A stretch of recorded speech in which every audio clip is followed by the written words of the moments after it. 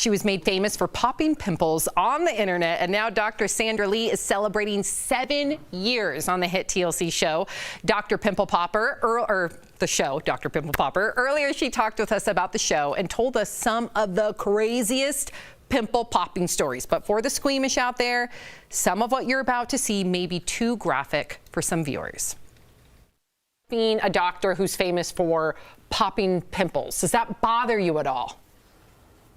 No, it doesn't bother me at all. I mean, it's kind of neat to have a name that people recognize, you know, Dr. Pimple Popper, and it's quite an incredible trip. And, you know, I mean, it's better than like Dr. Pus Popper or something like that. That would be much worse.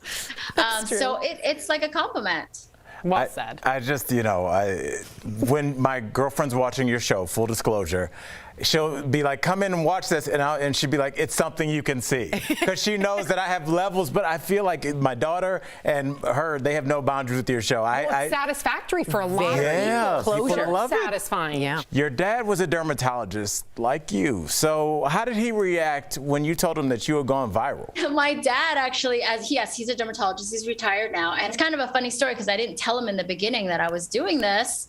I was just building this thing. And then one day, another website made a viral video about my pimple popping on YouTube and on social media, and it went crazy. And I literally would see my phone just whirring. I couldn't even get into the Instagram because it was flipping and saying like someone new was you know, liking my videos or becoming or friending me or subscribing. So I later that evening I happened to see my parents at dinner, and I said, Dad, you know, I had a video that went viral today. And he got all excited because you know, viral. The thing, right? He's like, what kind of video was this? What did you do? And I said, Dad, it was pimple popping.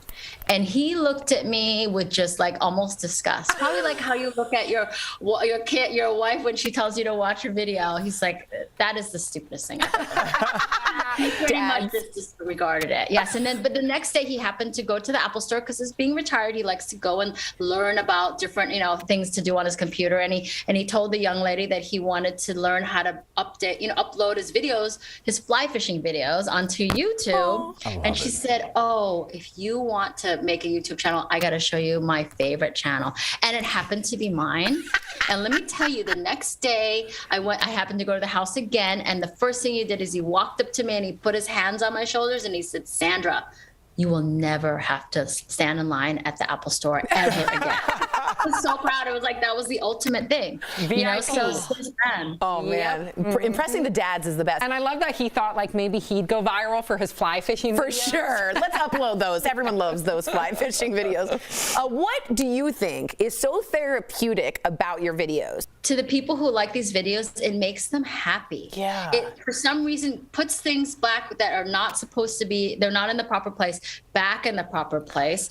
And it's also like why people like to ride roller coasters or watch a scary movie. You have this sort of anticipation and this thing that's causing a problem or giving you anxiety, and then it's resolved. Yeah, and you that's feel nice. good about it. It's like, that was good. Doctor, looking back at all of the pimples, blackheads, cysts that you've popped, is there a story that sticks out the most to you?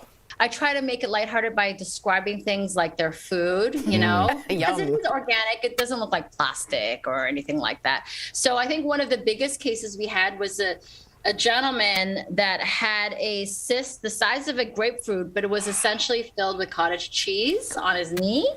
What? And I mean, I don't sometimes know, and I try to avoid opening them, but this one I opened because I didn't know that it was a cyst. And, you know, it's tough when you have cottage cheese pouring out of your leg.